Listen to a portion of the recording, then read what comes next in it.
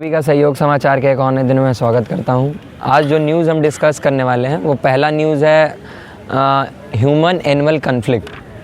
Human animal conflict हमेशा से मतलब एक इम्पॉर्टेंट हमारे लिए इशू बन के उभरा है, तो इसको हम आगे आने वाले वीडियो में देखेंगे। और दूसरा जो न्यूज़ है वो हमारा बायोरिडिमेशन की प्रक्रिया कैसे हमारे इन्वायरमेंट को बचाने का काम कर रही है और क्या ये प्रोसेस है वाकई में, उसको समझेंगे। जो हमारा तीसरा न्यूज़ है वो है फ्यूजिटिव इकोनॉमिक ऑफेंडर्स। मतलब हमेशा हम कहते हैं कि देश का पैसा लेके काफ़ी सारे लोग भाग गए, तो उसी को ये टर्म दिया जाता है फ्यूजिटिव इकोनॉमिक ऑफेंडर, इसको हम समझेंगे। और जो हमारा लास्ट का न्यूज़ है, one of the most important news, वो है एयर फ्लाइट्स को लेके कि एयरबस ने अचानक से अपने 6000 फ़्लाइट को वापस बुलाया है या बुलाया है कि सॉफ्टवेयर अपडेट के लिए, क्यों, कैसे और क्या रीज़न्स है इसके पीछे, वो हम समझने की कोशिश करेंगे। और जो हमारा न्यूज़ सुनने से पहले हम अपने डेली जो इम्पॉर्टेंट डे डिस्कस करते हैं उसको डिस्कस कर लें। आज का इम्पॉर्टेंट डे है इंडियन नेवी डे। बात करें हम इंडियन नेवी डे आज ही हम क्यों मनाते हैं, तो आज के दिन ही 1971 में जब हमारी लड़ाई पाकिस्तान से हो रही थी, जो कि एग्जैक्टली कहा जाए तो ईस्ट पाकिस्तान से, जो आज एक नया देश बन के उभरा जिसका नाम बांग्लादेश है, तो उस समय में हमारे नेवी के द्वारा एक ऑपरेशन चला गया था, ऑपरेशन ट्राइडेंट। उसमें हम सफलतापूर्वक सफल रहे और नेवी के द्वारा बहुत बड़े स्तर पे भारतीय सेना का मदद किया गया, जिससे हम उस वॉर को जीत पाए। हमें उस समय का नाम याद आता है INS निरहंत, INS वीर, इन सब जितने भी युद्धपोत थे, वॉरशिप्स थे, वो उस टाइम पे बहुत सपोर्ट का काम किए। और जब हम बात करते हैं मतलब समुद्र के तौर पे जो बैरियर का काम किया उन वॉरशिप्स ने, जब भी पाकिस्तान के नेवी ने मतलब वहाँ से अपना नेवी सपोर्ट करने को सोचा कि किसी तरीके से जो आर्मी, पाकिस्तान की आर्मी वहाँ ईस्ट पाकिस्तान में लड़ रही है, उनको सपोर्ट किया जाए on the basis of arms और अलग अलग चीज़ें, तो उसको रोकने का काम किया। और जब अमेरिका से भी काफ़ी सारे ऐसे छोड़े गए वॉरशिप्स, तो वो हमारी जो INS वहाँ पे खड़ी थी वो एक तरीके से एक वॉरियर के तौर पे वहाँ खड़ी रही और वो बचाई, एक बॉर्डर का काम किया इंडिया के लिए कोस्टल लाइन पे। तो उसी को रिमेम्बरेंस करने के लिए हम आज इंडियन नेवी डे सेलिब्रेट करते हैं, मनाते हैं। और नेवी का हम बात करें तो नेवी हमारे मतलब कहा जाता है कि नेवी हमारे टाइम, इंडिया के जो राजा हैं उस एंशिएंट टाइम से, शिवाजी महाराज का नाम सुने होंगे, उसमें भी नेवी का वर्णन आता है। फिर सबसे जो बड़ी उम्दा किस्म की नेवी की नाम आती है वो आता है हमारा चोल डायनेस्टी। चोल डायनेस्टी इतनी पावरफुल थी नेवी में कि उन्होंने इंडोनेशिया, जकार्ता तक अपना कब्जा कर लिया था। मतलब इतनी हाई क्वालिटी टेक्निकल उस टाइम पे, आज से करीब मान के चले तो हम 1000-1500 साल पहले जो इम्पीरियल चोलास थे उनके द्वारा साउथ ईस्ट एशिया के काफ़ी सारे पार्ट्स को अपने अंदर कंट्रोल ले लिया गया। तो नेवी का कॉन्सेप्ट, या हमारे कहें कि नेवी ऑफिसर्स या नेवी आर्मी में इंडिया की काफ़ी पहले से ट्रेडिशनली आई हुई है, ये आज का कोई कॉन्सेप्ट नहीं है। लेकिन आज की जो मॉडर्न नेवी है उसके बेसिस पे हम जो ये डे सेलिब्रेट करते हैं वो उसके रिमेम्बरेंस के लिए, कि जो हमारी आज की टेक्निकली जितना एडवांस है, जैसे हम सबसे बड़ा अभी ड्रोन का यूज़ कर रहे हैं, फिर सबमरीन्स बड़े लेवल पे हमारे इंडिया में अभी बात करें नेवी में बहुत बड़ा अपग्रेड ये हुआ कि हमारे पास अब ऐसी सबमरीन है जो एटॉमिक बम को भी लेके चल सकती है। मतलब समुद्र के अंदर से ही हमला करके हम बाहर के वॉरशिप पे या कितने अलग अलग जो भी हमारे दुश्मन हैं उन पे हमला कर सकते हैं। तो अपने इंडिजीनियसली बिल्ड इस तरह की सबमरीन्स पे हमें एक और एक्स्ट्रा एज देता है हमारे अभी जितना सेंसिटिविटी क्योंकि बढ़ रही है। अभी बात करें बांग्लादेश, पाकिस्तान, एक ही करके हमारा जो एक अच्छा रिलेशन चलता था नेबरहुड कंट्रीज से, वो धीरे धीरे टूट रहा है। तो इस सेक्टर में समुद्र पे और कोस्टल लाइन पे हमारा जितना ज़्यादा मतलब कंट्रोल रहेगा वो उतना ज़्यादा ही अच्छा होगा, उतना ज़्यादा सिक्योर होगा। क्योंकि जब हम बात करें कोस्टल लाइन की, तो करीब आधा जो हमारा कंट्री है, पेनिनसुलर इंडिया जिसको कहते हैं हम, साउथ इंडिया, वो पूरा कोस्टल लाइन से घिरा हुआ है। और कोस्टल लाइन एक बहुत बड़ा ट्रेड का काम भी करता पूरे वर्ल्ड के लिए। तो जब इंडियन नेवी ट्रेड को भी रेगुलेट करती है और चीज़ों को सही तरीके से, जैसे हम कहते हैं कि इंडिया, पाकिस्तान, अफ़गानिस्तान एक ड्रग ट्रायंगल में फंसा हुआ है। जब भी ड्रग्स पास होने की बात आती है तो कोस्टल लाइन से सुनने को आता है कि दिल्ली, बॉम्बे पोर्ट पे पकड़ा गया इतना ड्रग्स या ये। तो एक तरह से क्या है कि सोसाइटी को भी बचाने में नेवी का बहुत बड़ा काम रहता है कि किसी तरह के गलत पदार्थ जो कि इंडिया में ना पहुँचे, नशीले पदार्थ या बॉम्ब, उस पर भी ध्यान हमारी नेवी रखती है। और बात करें INS विक्रांत, अभी हाल ही में हमारे इंडियन नेवी को सौंपा गया, जो कि बहुत बड़ा एक और सपोर्ट आया हमारे इंडियन नेवी के लिए। उसके लिए हम बहुत शुक्रगुजार हैं हमारे DRDO और अलग अलग रिसर्च एजेंसी के लिए, और आशा करते हैं कि आने वाले समय में भी इंडियन नेवी इसी तरीके से भारत के देश को, भारत के संप्रभुता को बचाए रखेगा और आने वाले वॉर्स में भी लड़ेगा। वॉर्स होना नहीं चाहिए, लेकिन जब वॉर होते हैं तो उसको सही तरीके से लड़ना, उसके फ्रंट पे जाना, वो बहुत इम्पोर्टेंट रखता है। इसके साथ आप बोलना कोई क्वेश्चन हो तो फिर हम आगे बढ़ें। तो जो पहला आर्टिकल है वो है ह्यूमन एनिमल कन्फ्लिक्ट। हम बात करें हमेशा कि जब भी हम बात करते हैं एनिमल की, तो हमारे गांव में या ऐसे सुनने को मिलता है कि किसी गांव में चीता आ गया या शेर आ गए, तो हम ऐसा क्या बोलते हैं कि हमारे घरों में जानवर का हमला या हमारे घर में घुस गए। लेकिन हम जब उनके घरों की बात करते हैं तो उस टाइम पे हम हिपोक्रेट हो जाते हैं, हम उनकी बात करना पसंद नहीं करते। क्यों? क्योंकि एक लाइन है जो कि कुछ ऐसा समझ में आया, तो मैंने खुद से लिखा कि human development, the way of human development goes through the destruction of animals home. तो जब भी हम मानव विकास की बात करते हैं, मानव के विकास की, तो वो हमेशा से मानव का विकास जानवरों के जितने भी संरक्षित जगह हैं, इकोलॉजी, इन्वायरमेंट है, उसको बर्बाद करके ही करते हैं। जैसे पेड़ काट देना, मतलब फॉरेस्ट को पूरा ख़त्म कर देना। क्यों? एग्रीकल्चर के लिए या तो इंफ्रास्ट्रक्चर के लिए। और जब वहीं से वो जानवर दौड़ के या भाग के वहाँ से किसी तरीके से अपने जीवन यापन के लिए हमारे मतलब हमारे साइड आते हैं, अर्बन एरिया पे आते हैं, सिटीज़ में आते हैं, तो हमें लगता है कि they are attacking on us. But वो अटैक पहले हमारा अटैक था। हमको पहले पीछे जाके ये समझना पड़ेगा कि आप और हमने विकास को आगे रख के, डेवलपमेंट को आगे रख के एनिमल के वेलफेयर, एनिमल के होम को बर्बाद करने का ऑलरेडी जिम्मा उठा लिया। We accepted that we should destroy this forest and then we will develop. तो इसके कारण क्या हो रहा है कि वो अटैक कर रहे हैं, रिटेलिएट कर रहे हैं। उसको अटैक नहीं बोलेंगे। रिटेलिएट का मतलब यही होता है कि जब आप किसी पे अटैक करते हैं तो वो वापस से दोबारा अटैक करता है। क्यों? क्योंकि भाई हमारे यहाँ कहा गया सर्वाइवल ऑफ फिटेस्ट, और फिट रहने के लिए आपको दूसरे से लड़ना पड़ता है अपने सर्वाइवल के लिए। ये चीज़ हमारी ह्यूमन सोसाइटी से तो चली गई। हम अपने यहाँ जो कहते हैं विकलांग लोग भी होते हैं या दिव्यांग जो लोग होते हैं, उनको भी सपोर्ट करते हैं, उनकी भी मदद करते हैं। लेकिन एनिमल की बात करें तो एनिमल में ऐसा कुछ नहीं। वहाँ है कि जो सबसे फिट है, जो सबसे अच्छा लड़ना जानता है, वही जीवित रहेगा। तो इसी के कारण अभी इंडिया के बहुत सारे ऐसे कोनों में से खबर निकल के आ रही है कि जो एलिफेंट्स हैं, एलिफेंट हो गए, चीता हो गए, या अलग अलग जितने भी जैसे मान के चले अभी नील गाय हमारे यहाँ सुनने को मिलता है कि उत्तर प्रदेश और बिहार काफ़ी सारे गाँवों में नील गाय फसलें चर जा रही है, तो उसके कारण फसल की काफ़ी बर्बादी हो रही है। लेकिन इसके पीछे हमें ये समझना पड़ेगा कि उनके एरियाज़ को हमने काफ़ी साल, हज़ारों साल से पहले कब्जा कर लिया है, तो उनके रहने के लिए कोई जगह ही नहीं बची, और वो शुरुआत से ही भागते भागते इधर से उधर रहे, तो आदमी पे ही निर्भरता उनकी हो गई कि आदमी अनाज उगाएंगे और वो अनाज हम खाएंगे। तो वो निर्भरता उन्होंने अपने खुद से नहीं किया, वो हमने उनको मजबूर किया करने के लिए। इसके कारण क्या है, ह्यूमन एनिमल जो हमारा पहले टॉपिक था ही, वो कन्फ्लिक्ट बढ़ते जा रहा है कि मतलब जानवर आदमी के बीच जो झड़प हो रही है, या कहीं हमला जो जानवरों के द्वारा आदमी पे किया जा रहा है, उसके केसेस और नंबर बढ़ रहे हैं। करीब आप आर्टिकल निकाल के देखेंगे न्यूज़ से, काफ़ी दिन से मैं डिस्कस करना चाहता था उसके बारे में कि टाइगर के हमले आदमी पे बहुत बढ़ गए हैं। जितने भी टाइगर रिजर्व्स हैं, जितने भी अलग अलग एरियाज़ हैं जो स्पेशल टाइगर के लिए रिज़र्व किए हैं, वहाँ के आसपास वाले गाँव पे बहुत ज़्यादा हमला हो रहा है, लोग मारे जा रहे हैं। रोज़ एक न एक 2 दिन में खबर आ रही है। तो इसके पीछे कारण क्या? हमारी रिस्पॉन्सिबिलिटी नहीं थी। हाँ, उनकी भी है, उनको भी कंट्रोल करना हमारी रिस्पॉन्सिबिलिटी, हमारे फॉरेस्ट डिपार्टमेंट का है। लेकिन जो दिक्कत पहले से चली आ रही है, हज़ारों साल से हमारी सिविलाइजेशन बनती आ रही है, हमने उनका घर बर्बाद करके और अपना घर बसाया। इसके कारण तो बेसिक जो पूरा कॉन्सेप्ट अभी तक बताने का काम था कि ह्यूमन एनिमल कन्फ्लिक्ट, इसका कारण सबसे पहले हम खुद हैं। अगर जो दूसरा कारण बताएं तो वो जानवर है। और इसमें बात करें तो अभी सबसे इम्पॉर्टेंट न्यूज़ में वो हाथी पहले ही पूरे वर्ल्ड में इंडेंजर्ड स्पीसीज़ में आती है।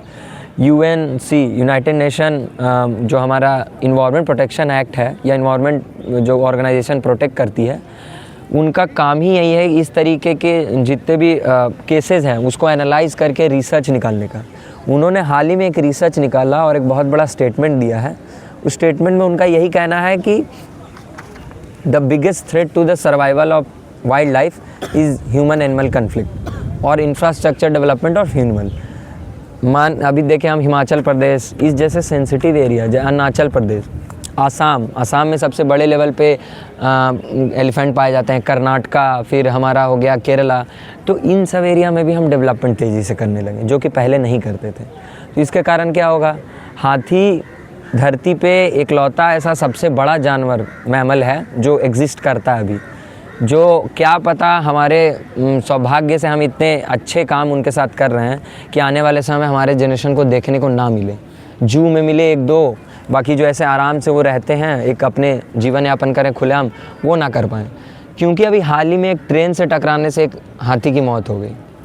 यही न्यूज़ इस पूरे इम्पॉर्टेंट आर्टिकल का सबसे बड़ा मुद्दा निकला कि क्या उस हाथी की गलती थी ट्रेन के सामने आया, या वो ट्रेन की गलती थी कि उस हाथी को उड़ाया। ना ट्रेन की गलती थी ना हाथी की गलती थी हमारे डेवलपमेंट की।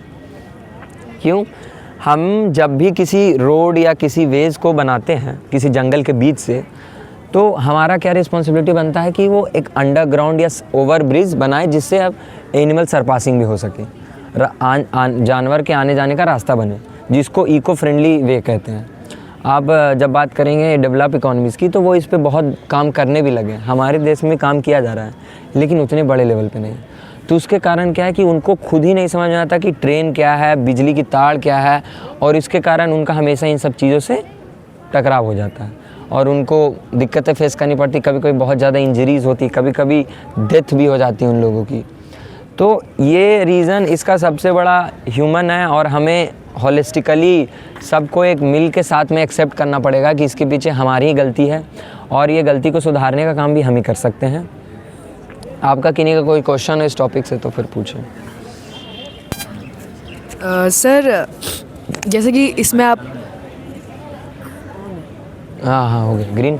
सर इसमें जो गवर्नमेंट ही कर सकती है जो भी कर सकती है, लेकिन हमारा एक क्वेश्चन ये हो सकता है कि गवर्नमेंट ऐसा क्या करे कि ह्यूमंस का डेवलपमेंट भी ना रुके, जो कि ज़रूरी है डेवलपमेंट, और साथ ही साथ जो एनिमल्स के साथ जो एनिमल्स का जो लिविंग स्टैंडर्ड जिसको कि हम बहुत छेड़खानी कर रहे हैं उसमें भी कोई डिस्टर्बेंस ना हो। कोई तो ऐसा रास्ता होगा जो दोनों को ही बैलेंस करके अपना रास्ता बनाए कि ना इनका कोई प्रॉब्लम हो ना हमें कोई दिक्कत हो। हाँ, उसी कॉन्सेप्ट को तो हम सस्टेनेबल डेवलपमेंट कहते हैं। मतलब हम ज्योग्राफी या जब भी SST की बात करें तो SST में बहुत बड़ा एक फंडामेंटल टॉपिक और डिफिनेशन बन के हमेशा आया है वो सस्टेनेबल डेवलपमेंट।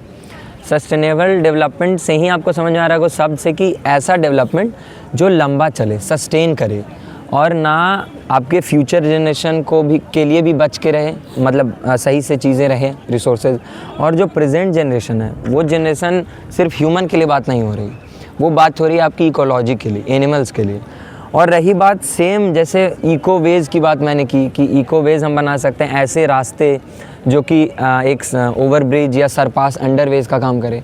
जैसे एक एग्जांपल लें, हमने एक हाईवे बनाया, हाईवे के जस्ट ऊपर एक ओवर ब्रिज बनाया जिससे आराम पेड़ पौधे लगा दिए और वो ओवर ब्रिज सिर्फ एनिमल के यूज़ के लिए 2 जंगल के कांटेक्ट का काम किया। उससे क्या होगा, जो रास्ता मान के चलिए कि वो हाईवे 100 साल पहले डेवलप हुई, 50 साल पहले डेवलप हुई, तो डेवलप होने के तुरंत बाद जो रास्ता उनका बंद हो सकता था वो रास्ता बंद नहीं होगा। उससे वो गाड़ी से टकराने से बचेंगे। 1-2 जानवरों की मौत हो भी, लेकिन धीरे धीरे जानवर भी सीख जाते हैं कि कहाँ से उनको खतरा है, कहाँ से चीज़ें हैं। और अगर हम उस रोड पे वो एक्स्ट्रा जो रास्ता नहीं बनाए तो क्या होता है कि उनको ध्यान में ही नहीं रहता कि क्या जेब्रा क्रॉसिंग है। नाम तो हमने उसको जेब्रा क्रॉसिंग रखा है लेकिन खुद जेब्रा को भी नहीं पता होगा कि जेब्रा क्रॉसिंग है वो। तो ये इम्पॉर्टेंट ये है कि एनिमल को समझाना ये बहुत मुश्किल है, लेकिन एनिमल के लिए वो रास्ता खुद ही बना देना कि किस तरीके से वो समझ जाएं अपने खुद ही चीज़ों को और वो रास्ता को उपयोग वो करें और अपने जान को बचाएं और हमारे से भी उनका कोई किसी तरीक़ा का कॉन्फ्लिक्ट ना हो, यही हम चाहते हैं। कोई और सर हमें भी ज़्यादा समझने की ज़रूरत है ना यहाँ पे कि सस्टेनेबल डेवलपमेंट आखिर है क्या। अगर हम समझदार ज़्यादा होंगे तो एनिमल्स तो भाई सेकेंडरी चीज़ है ना। हाँ, मतलब सस्टेनेबल डेवलपमेंट की बात करें तो सस्टेनेबल डेवलपमेंट सबसे बड़ी यही चीज़ है कि जैसे अभी वाटर रिसोर्स की बात करें या हम बात करें प्लास्टिक यूज़ की, तो प्लास्टिक यूज़ या वाटर रिसोर्स आप उतना ही करें, किसी भी रिसोर्सेज को जितने हो सके वो बड़े मात्रा में इन्वायरमेंट में ना फैले। क्योंकि बात सिर्फ हमेशा इंफ्रास्ट्रक्चर से कारण नहीं होती, इंफ्रास्ट्रक्चर के अलावा जो गंदगी हमारे द्वारा फैलाई जा रही वेस्टेज, वो भी वाइल्ड लाइफ के डिस्टर्ब करने में बहुत इंपॉर्टेंट मायने रखता है। तो हम ऐसा करें कि जितना हो सके रिसोर्सेज कम से कम यूज़ करें या उतना ही यूज़ करें जितना में हमारा चल सके, नीड के बेसिस पे। ये नहीं कि एक जो होता है ना कि बड़े मात्रा में हमें धन संचय करना है या बड़े वेल्थ जो कहते हैं 4% का एक कॉन्सेप्ट है कि जो सबसे बड़ा हमारा प्रॉब्लम है पोल्यूशन या इतना पॉपुलेशन होने का, उस हमारे पीछे है भोग विलासा का दिमाग कि भाई चाहिए मतलब I need a car, why you need a car you don't know, you need a house, why you need a house you don't know.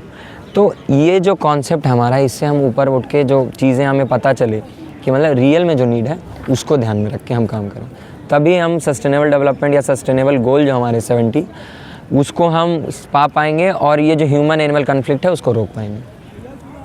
अगले आर्टिकल की ओर बढ़े तो अगला आर्टिकल भी इन्वायरमेंट लेके है। आजकल काफ़ी दिन से मतलब एक टर्म आप लोगों को सुनने को मिला होगा, बायो रिडिमेशन। जब भी रेमिडीज़ की बात हम करते हैं तो रेमिडीज़ से ही समझ में आता है कि ऐसी चीज़ पहले से कोई रोग या कोई प्रॉब्लम हमको है, वो रेमिडीज़ के द्वारा, मेडिसिन के द्वारा हम ठीक करेंगे। तो ये प्रोसेस भी वही है। जैसे कोई प्रॉब्लम जो हमारे द्वारा इन्वायरमेंट पे बहुत बड़ा प्रभाव डाल रही है, जैसे कोई प्रॉब्लम मान के चलेगी, एक शिप जा रही थी ऑयल शिप, वो ऑयल शिप वहाँ काफ़ी सारे मतलब प्रॉब्लम कभी कभी देखने को मिलता है क्या कि ऑयल वहाँ डिस्पोज हो जाता है ओशियन में ही। जब वो ओशन से जा रही थी तो ऑयल गिर जाता है वहाँ पे, बड़े लेवल पे पूरे ओशन में ऑयल फैल जाता है। उसके कारण क्या होता है, उसके नीचे जो मरीन लाइफ होती है और उसके जो वहाँ के जानवर होते हैं, उस तेल के कारण, टॉक्सिकेशन के कारण वो मर जाते हैं। तो बड़े लेवल पे पहले तो हमारा लॉस हुआ मरीन लाइफ का। फिर क्या होगा, दूसरा इम्पॉर्टेंट जो ध्यान में शायद बहुत लोगों के नहीं रहता है, वो है कि तेल का कलर मोस्टली ब्लैक होता है। ब्लैक कलर हमेशा जैसा जानते हैं कि सनलाइट एब्जॉर्ब करता है, तो सनलाइट एब्जॉर्ब करेगा तो और हीट बढ़ेगी, तो समुद्र पहले से ठंडा था वो और गर्म होगा। तो एक तरीके से क्लाइमेट चेंज में भी या टेम्परेचर राइजिंग में भी काम कर रहा है। तो इन दोनों चीज़ों से बचाने के लिए हम क्या, वहाँ पे लोग क्या करेंगे, एक आइडिया, तो यही बायो रिडिमेशन का नाम आता है कि ऐसा आइडिया निकालें जिससे हम ये नहीं कि वहाँ जाके आराम धीरे धीरे तेल के निकाल रहे हैं बड़े टैंक में या किसी तरीके से, वो बहुत लंबा प्रोसेस है। हम एक ऐसा कीड़ा छोड़ दें जो तेल खाता हो, या ऐसा कोई एल्गी या ऐसा कोई ऑर्गेनिज्म छोड़ दे जो तेल को सोख ले। तो इसके कारण इससे क्या होगा कि वो इकोलॉजी भी मेंटेन रहेगी और फिर वहाँ पे और कचरा नहीं फैलाएंगे। क्योंकि जब भी बात आती है किसी प्रॉब्लम को सॉल्व करने की, तो सॉल्व करने की जगह एक और नया प्रॉब्लम खड़ा करने का काम करते हैं हम ह्यूमंस, हमारे द्वारा ही। तो बायो रिडिमेशन का काम ही यही है कि with the help of biology और with the help of science जो प्रॉब्लम या जो चीज़ें इन्वायरमेंट में हमारे द्वारा फैलाई प्रॉब्लम्स आ रही है उसको हम सॉल्व करें, उसको रिवाइव करें। यही ये कॉन्सेप्ट है। इसका सबसे बड़ा क्लीन अप पॉल्यूशन, इसका मेन एम। फिर दूसरा क्या है, इन्वायरमेंट रिवाइव।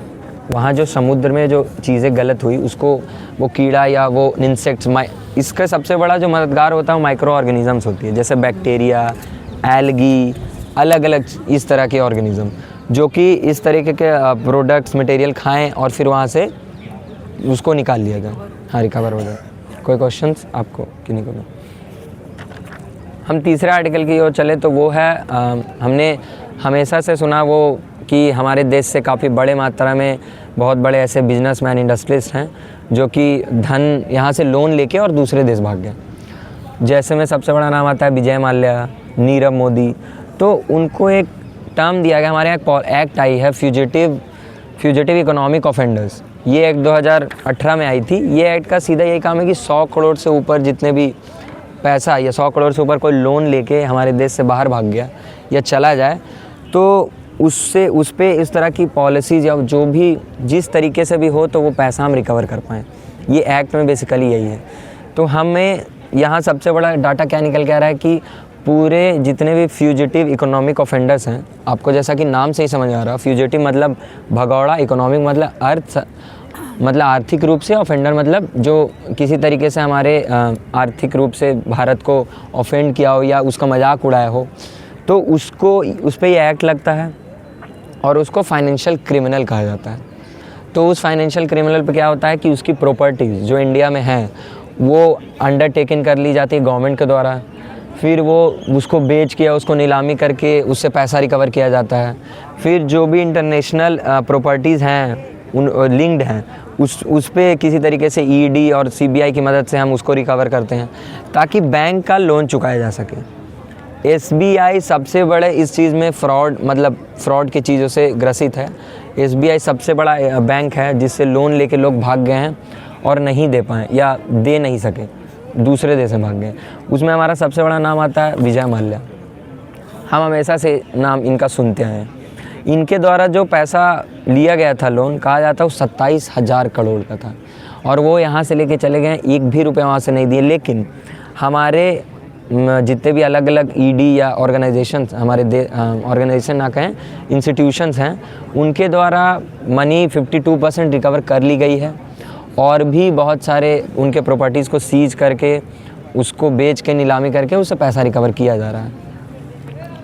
तो इसमें नाम आता है, मतलब इसमें इन लोगों का नाम, ये रीज़न क्या है सबसे बड़ी, तो ये रीज़न ये है कि उनका जैसे वो लोन ले लेता है पहले, लेकिन जब कंपनी उनकी चल नहीं पाती तो वो इंटरेस्ट नहीं चुका पाता, लोन भी नहीं चुका पाता। उसके कारण क्या, उनका सबसे बड़ा रास्ता उनको दिखता है, इंडिया की जो लॉज है वो इंडिया के जोग्राफिकल बाउंड्रीज तक ही लिमिटेड है। तो यहाँ से छोड़ के चले जाएंगे तो सीधे बात है यहाँ की लॉज भी नहीं उन पर अप्लाइड होगी। तो उनके लिए एक ही रास्ता बचता है फॉरेन, अमेरिका या लंदन, कहीं भी कोई कंट्रीज में, क्योंकि वहाँ की लॉज, वहाँ के जो शरणार्थी आते हैं उनको बहुत ज़्यादा प्रोटेक्शन प्रोवाइड करता है। बाहर की कंट्रीज़ में जब आप वहाँ शरणार्थी के तौर पे एज ए इमिग्रेंट रहेंगे तो उनकी लॉज आपको प्रोटेक्शन देती है आपके अपने कंट्रीज़ के लॉज से, चाहे आप क्रिमिनल ही क्यों ना हो या किसी तरीक़े का आप वहाँ से क्राइम करके क्यों ना हो। तो उसी का फ़ायदा उठा के इन जितने भी फ्यूजिटिव इकोनॉमिक ऑफेंडर्स हैं उनके इसका यूज़ कर लिया जाता है। इसमें एक और अभी एक पूरा फैमिली का नाम आ रहा है, संदेश्वरी स्टेरलिंग कंपनी है जो काफ़ी सारे स्टेरलिंग, जैसे हम लोग ने सुना होगा अभी कि कोरोना वायरस में बड़े लेवल पे वैक्सीन बनाई गई 2-3 कंपनीज़ के द्वारा। तो जितने भी इस तरीके के वैक्सीनेशन काम, स्टेरलिंग कंपनी आप सर्च करेंगे तो इस तरीके की चीज़ें बनाने का काम करती है। तो ये पूरी फैमिली इसमें अभी इनको भी इकोनॉमिक ऑफेंडर के में लिस्ट में डाल दिया गया है। और ये आपको एक इस लॉज में सरप्राइजिंग फैक्ट मैं आपको बता दूं कि अगर आप 100 करोड़ से नीचे 1 रुपया भी लेके भागते हैं तो आप इकोनॉमिक ऑफेंडर में नहीं आते हैं। आप 99 करोड़ लेके भागे तो आप पे ये एक्ट लागू नहीं होगा। पता नहीं ये एक्ट का इसमें ये खासियत या ये लूप होल क्यों दिया गया है, ये हमारी गवर्नमेंट या हमारा पॉलिसी मेकर्स ही जाने, क्योंकि हमें तो समझ नहीं पा रहे हैं कि भाई 99 करोड़ भी तो इंडिया के लिए मायने रखती है। वो भी किसी टैक्स पेयर का पैसा है, वो भी किसी गरीब फार्मर का रखा हुआ पैसा है बैंक अकाउंट में। तो ये सब चीज़ें हैं।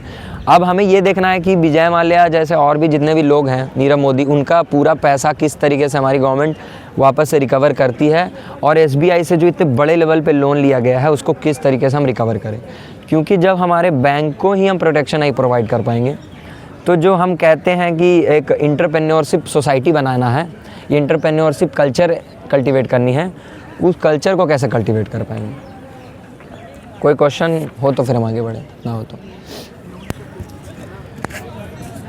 क्या आपको ऐसा नहीं लगता कि जो भारत के अमीर व्यक्ति हैं ये एसबीआई से लोन लेते हैं, बैंकों से लोन लेते हैं, उसके बाद गवर्नमेंट इन्हें अच्छे दाम, मतलब कि एक किफ़ायती रेट पे ज़मीन मुहैया करा देती है और उसी लोन के पैसे से अपना इंफ्रास्ट्रक्चर खड़ा करते हैं। लेकिन विदेशों में जैसे मार्क जुकरबर्ग को देखें, बिल गेट्स को देखें, तो इन्होंने अपना एक पूरा का पूरा, जैसे किसी ने गूगल बनाया, किसी ने फेसबुक बनाया, किसी ने व्हाट्सएप बनाया, तो ये कुछ इनोवेशन करके ये अमीर बन रहे हैं। लेकिन हमारे भारत में ऐसा क्यों नहीं है? क्योंकि हमारे भारत में ये लोन लेते हैं, गवर्नमेंट इनको किफ़ायती दाम पे ज़मीनें देती है और उसके बाद क्या होता है, ये उस पैसे को लेके यूटिलाइज करते हैं, डेप्थ में जाते हैं तो गवर्नमेंट सपोर्ट भी कर देती है, गवर्नमेंट से अपने ओरिएंटेड पॉलिसीज़ बनाते हैं। तो क्या इसका कोई रेजोल्यूशन है? मतलब बेसिकली आपका यही कहना है कि जो हमारी इंडस्ट्रियलिस्ट, हमारे यहाँ का जो इंडस्ट्रियलिस्ट है या कहें कैपिटलिस्ट इकोनॉमी है, उसको बढ़ावा हमारी गवर्नमेंट खुद दे रही है, लेकिन जो बाहर की कंपनीज़ या बाहर की इकोनॉमीज़ हैं वो खुद से इनोवेशन करके खुद से कमा के, ऐसा मेरे हिसाब से पूर्णतः सही नहीं है। भारत के लोग हैं, जैसे भारत के इंजीनियर हैं, इनको कुछ ऐसा प्लेटफॉर्म प्लेटफॉर्म दिया जाए कि यहीं वो इनोवेशन यहीं करें, अच्छा, बाहर न जाएं। बाहर ना जाए। तो ऐसा नहीं है दिया जा रहा है, लेकिन जो सबसे बड़ी जो हमारे अंदर ह्यूमन में नेचर होता है कि जो बेस्ट ऑफ द बेस्ट है हम उसके पीछे भागते हैं। तो इंडिया अभी ऑलरेडी डेवलपिंग इकॉनमी है, हम उतने बड़े लेवल पे लोगों को सैलरी या कहें पैसा प्रॉफिट प्रोवाइड नहीं कर पाएंगे। मतलब वही इफ़िशियंसी हमारे यहाँ की कंपनी की उतनी नहीं हो पाएगी जितनी बाहर की कंपनीज़, बाहर में उतनी कंपनी या उनके आइडियाज़ का रिस्पेक्ट होगा। तो जो बड़े लेवल पे कहें कि पैकेज एक ग्रीड होता है, पैकेज ग्रीड, जैसे हमारे इंजीनियर्स हैं उनका पहला प्रायोरिटी होता है कि बाहर की किसी कंपनी में जॉब लगे। क्यों? क्योंकि उनकी इतनी सैलरी इतनी अच्छी होती है कि वो उनके नीड्स जितने भी वो ड्रीम या कितने भी कुछ सोचेंगे वो उनका पूरा करता है, इसके कारण चल जाते हैं। दूसरा, हमारे आइडियाज़ का रिस्पेक्ट नहीं होता उस लेवल पे, हमारे आइडियाज़ का रिस्पेक्ट नहीं होता। तो ये दोनों कारण ये बन जाती है कि इंजीनियर्स को बाहर जाना पड़ता है अच्छे लाइफस्टाइल के लिए। इंडिया में वैसे भी स्टार्टअप्स बहुत ज़्यादा हम ग्लोरीफाई नहीं कर पाते, उसको बहुत ज़्यादा आगे नहीं बढ़ पाते। क्यों? रीज़न यही है कि हम उतना हेल्प ही नहीं कर पाते, या हम क्या कहें गवर्नमेंट उन सब चीज़, जैसे बाहर क्या है कि वो सारी चीज़ें हैं, आपके लिए एक प्लेटफॉर्म बनाया गया है, लेकिन यहाँ पर वो प्लेटफॉर्म अभी डेवलप नहीं हुआ। हाँ, वही और कोई बात रिस्क भी नहीं लेना चाहता है, क्योंकि आपने वो प्लेटफॉर्म बनाया होता तो ना रिस्क लेते, लेकिन वही सारी प्रॉब्लम्स। तो यही मतलब इस आर्टिकल में यही कहा गया है कि जो भी हमारे इंडस्ट्रियलिस्ट हैं उनको पे लॉज इतने कड़े की जाए कि जब उनको इंटरेस्ट दिया जाए या लोन दिया जाए जितने भी इंटरेस्ट पे, तो उनसे बॉन्ड रख लिया जाए उनके प्रॉपर्टी के तौर पे, या ऐसा कुछ और नए पॉलिसीज़ या लॉज लाएं कि इस तरीके के ऑफेंडर्स, इकोनॉमिक ऑफेंडर्स और भी आगे चल के हमें सुनने को ना मिले। जो हमारा लास्ट आर्टिकल है वो है एयरबस को लेके। जैसा हमने पहले ही बात किया, एयरबस फ्रांस की कंपनी है जो कि एरोप्लेन बनाती है बड़े लेवल पे। पूरे विश्व में दो ही बड़ी कंपनी है, बोइंग अमेरिका कंपनी और एयरबस फ्रांस की कंपनी, जो कि एरोप्लेन बनाने का काम करती है। तो अभी क्या हुआ कि जो एयरबस के द्वारा एरोप्लेन बनाई जाती है, 6000 फ़्लाइट्स को उड़ने से मना कर दिया गया। क्यों? क्योंकि उसमें सॉफ्टवेयर अपडेट नहीं था। अचानक से ये उनके द्वारा डिसीज़न लिया गया। इसके पीछे काफ़ी सारे नए अटकलें लगाई जा रही हैं कि हाल ही में एक वॉल्केनिक इरप्शन हुआ है। उस वॉल्केनिक इरप्शन मैक्सिको में क्या हुआ कि एसेज उड़ के एरोप्लेन में चली गई। तो उसके कारण क्या हुआ, जो उसकी अपनी इंफ्रास्ट्रक्चर है वो उसमें दिक्कत आई, और उनको पता चला कि जो टेक्नोलॉजी अभी है हमारे एयरप्लेन्स में वो पर्याप्त नहीं है, उसमें अपडेट लाना पड़ेगा, नहीं तो आगे चल के और भी दिक्कतें फेस करनी पड़ेगी। तो इसी कारण अभी देखा जा रहा है कि जो सबसे बड़ी नंबर जो इसमें फ़्लाइट है, जो जैसे कहें मॉडल नंबर जिसको कहते हैं, वो है A320 प्लेन्स। A320 प्लेन काफ़ी समय से बदनाम चल रहा है, मतलब काफ़ी सारे इंसिडेंट्स हमको सुनने को मिले।